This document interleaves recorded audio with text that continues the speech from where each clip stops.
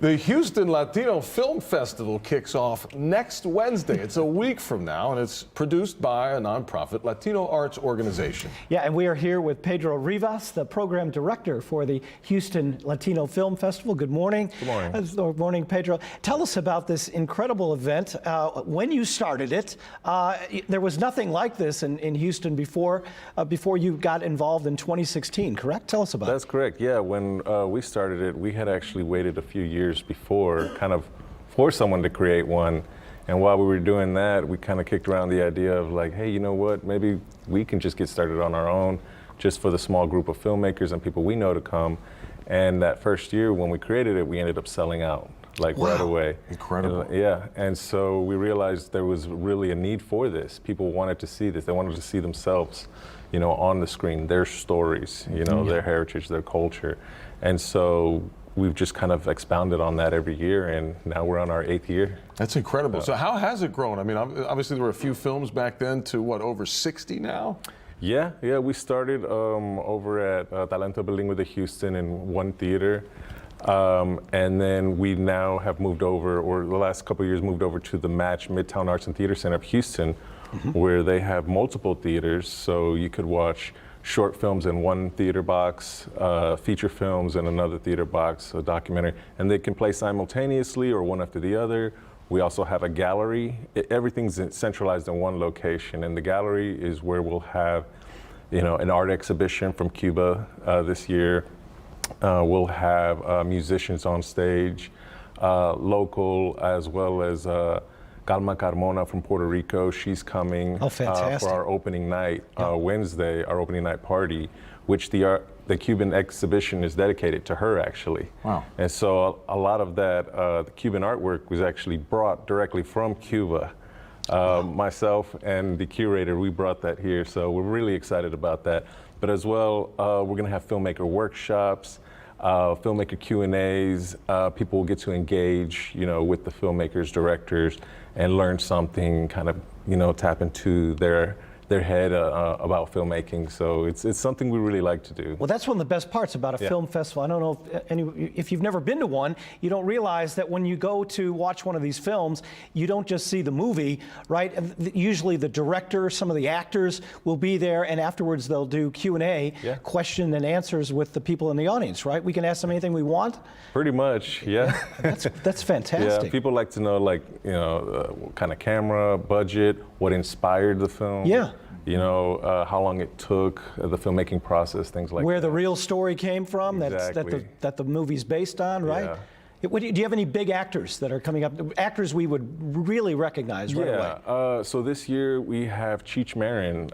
He's a legend. He'll be attending to promote his film, The Long Game, which will be screening Friday. And he does such a great job in that film. And we're actually really looking forward, you know, to having Cheech, you know, there as well. Do you know what that movie's about, The Long Game? Yes, it's about 4 Mexican-American caddies who weren't allowed onto any golf courses. This was back in the 50s. This was in the Valley. And they ended up creating like their own one-hole golf course and participated in a championship and won 1957. Oh my God! It's really inspiring. It's directed by Julio Quintana, stars Dennis Quaid. Oh wow! As well as I can't think of the other actors' names right now, but Cheech is the biggest one in there. Sure. And it's going to be a really great screening. I really highly recommend it. And Dennis Quaid is from Houston, from Bel Air, right. so Yeah. hometown actor. Yep. I mean, that's great to hear. Do you see some of these filmmakers coming back each and every year? Yes. Yeah. We've had some filmmakers start with short films, maybe our first couple years, and then eventually showed up with like a longer feature-length film later on that we premiered for them. And it's really exciting that they still think about us, you know, as they get bigger, you know, before they go on to like Sundance or Cannes or something else. You don't want to forget where you came from. Right, yeah. But we're here to kind of promote, you know, the Latino people, Latino culture, because typically you don't get to see that in maybe like an AMC, a Cinemark, even some of the streaming services. So that's why we create this so that you get a chance to see that on screen. Yeah, and it's so important to encourage young filmmakers, right? Yes. Of every ethnic category to get involved in Absolutely. filmmaking, and this really does that too, right? Yeah. I mean, for aspiring filmmakers, the kids, the teenagers, right, who are making films right now in their backyard with a little 8mm Or camera. their iPhone right? these days. If we're being Exactly. honest. This ideal for them to come to this, right? Absolutely. For their because parents to bring them to it. we have filmmaker workshops that they can attend, if they want to learn a little bit about color grading or lighting, or if they attend, the films and get to engage or network with the filmmakers, they get to learn something as well. All the films have English subtitles as well, so you don't have to speak or know Spanish.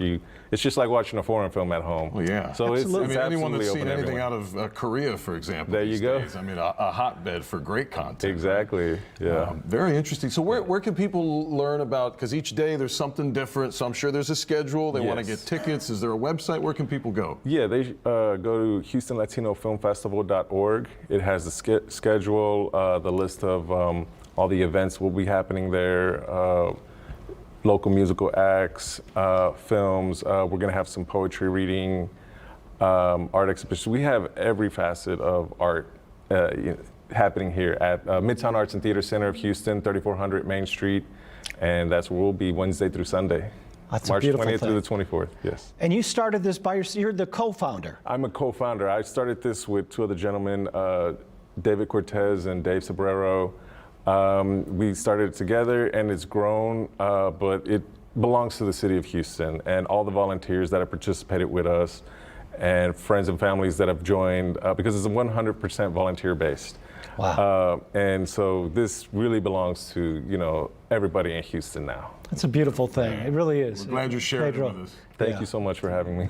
heck of a great job. Yeah. No, thank you. I appreciate that. Kicking it off in 2016. Yeah. And they had the other cities, Dallas, San Yeah, so Antonio. crazy. They all had one of these. Yeah, they did. And this actually would have been our 9th year, but COVID. Ah, right. Which ruined a lot of things temporarily. Yeah. but- We had to cancel 1 week right before, because our event is in March, and right. everybody remembers 2020 March. So Timing, right? Yeah. But we're here now. It's bigger and better than ever, and Yep. we appreciate you coming in. no, I Pedro. really appreciate you guys having me. And Thank good you. luck next week. Thank you We'll so much. See y'all out there at the film festival.